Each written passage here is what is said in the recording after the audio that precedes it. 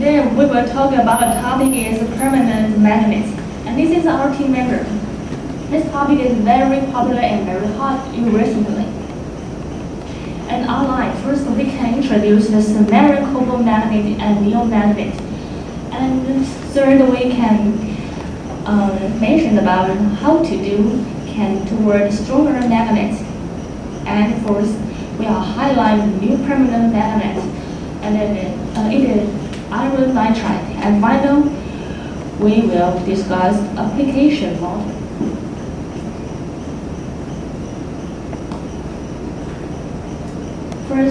First, it is a nickel magnet. It developed about 30 years ago, and it composed of aluminum, nickel, cobalt, and iron alone. And this is a binary phase diagram. And first, this is iron cobalt, and it's alpha 1 phase, and a basic structure has magnetic property. And the other is the nickel aluminum. It is alpha 2 phase and cubic structure and non-magnetic. And one of the most important is in the middle of the phase diagram is the alpha 1 and alpha 2 coexist. And the size of the region is determined by appropriate heat treatment. And when I apply the external field during the spinel decomposition cooling from 1200 degrees Celsius, and we can find iron cobalt particle will be precipitated and are aligned parallel to the field in nickel aluminum matches. And the phase segregation can be improved by nearly 600 degrees Celsius. And from this picture we can see it's very obviously clear. And next part, it is samarian cobalt magnet. And the principle is located at the cobalt-rich phase, just the first circle, and it can classify into two parts. First is samarian cobalt 5, it is FCP structure, and the samarian atom is surrounded by the FCP structure of cobalt atom.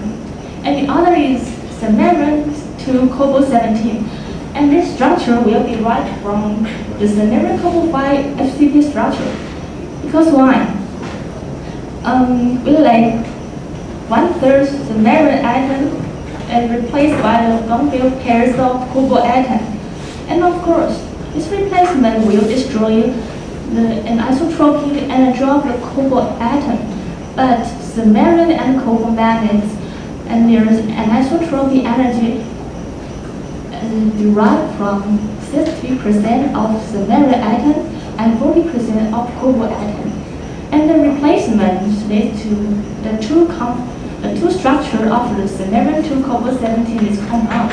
First, the stacking order is ABC, ABC, and the other one is AB, AB ordering in the FCP structure.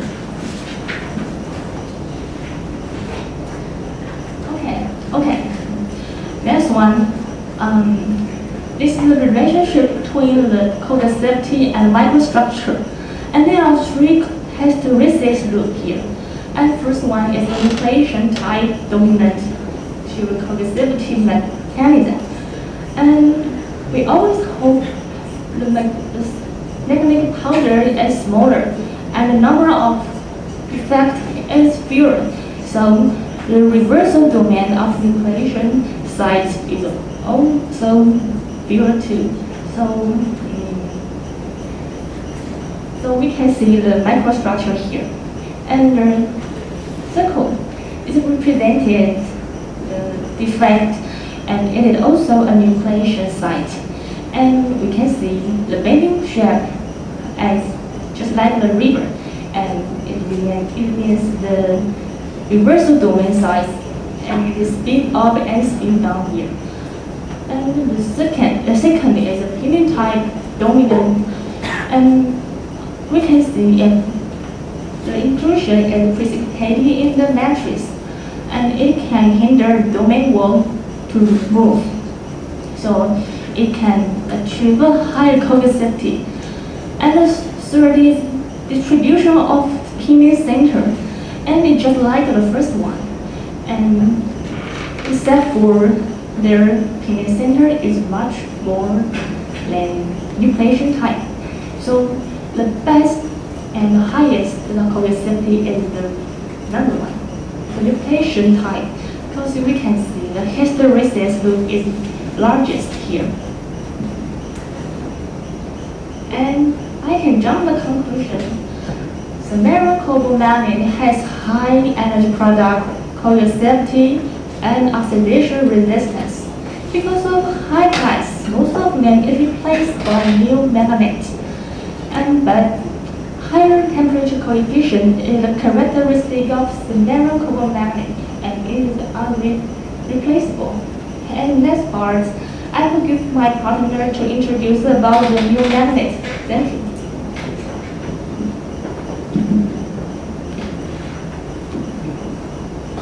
Okay, in this part, I'm going to introduce about the different system, meal system. And before start this topic, maybe you will question about why we should use another real earth system. The key is performance. You can see a left figure. The near system has the better magnetic property, such as the coercivity. And the left figure shows the evolution of hard magnetic materials. Those magnets have some magnetic field, but have a different value. We can find a near system has the smallest value. It's very useful and powerful for the motor application. And about this application, we have a talk by following speaker. So in general, the near system is still the major solution now. Okay, and now next page, I'm going to talk about the detail of the near system. The composition of the near system is shown here. Depending on different process, there are two kinds of near magnet. One is a singly near magnet, and the other is a bundling near magnet. And you can find this table. The different process will make different magnetic properties. And the near magnet is not a single phase magnet. For example, the singly near magnet has a three phase. So I'm going to talk about the three phase. The first main phase is shown here. This phase is also called the T1 phase or tetragonal matrix phase. And only this phase has a magnetic property. The second main phase is the neodymium rich phase. This phase is also called the T3 phase. And this phase is easy to find along the grain boundary.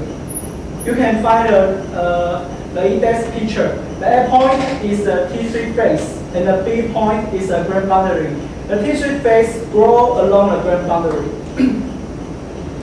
The minor phase is the composition of a minor phase is shown here, which is called the T2 phase. It's a forward-rich phase.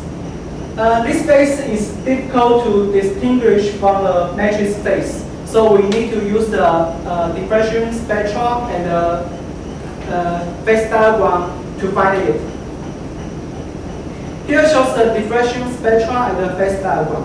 We can find this peak come from the T3 phase, and this peak come from the T2 phase.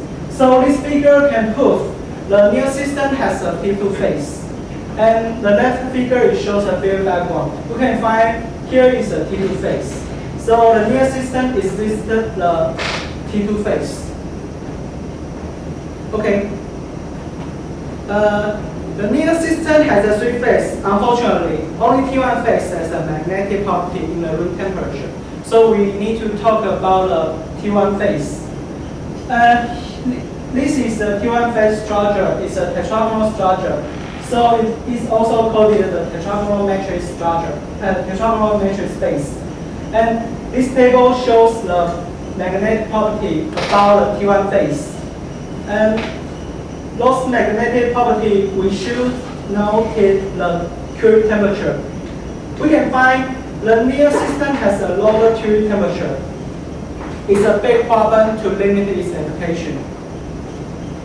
To overcome this problem, element addition is a good solution. In fact, this way is widely used to improve the magnetic property. For example, Cooper addition will increase the curie temperature. You can find this figure and this table.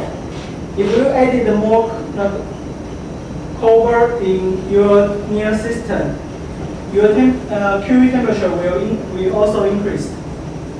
Another example is dispersion addition.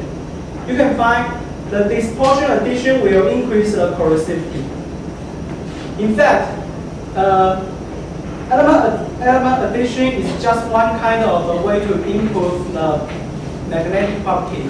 So next part, my partner will talk about another way to improve magnetic properties.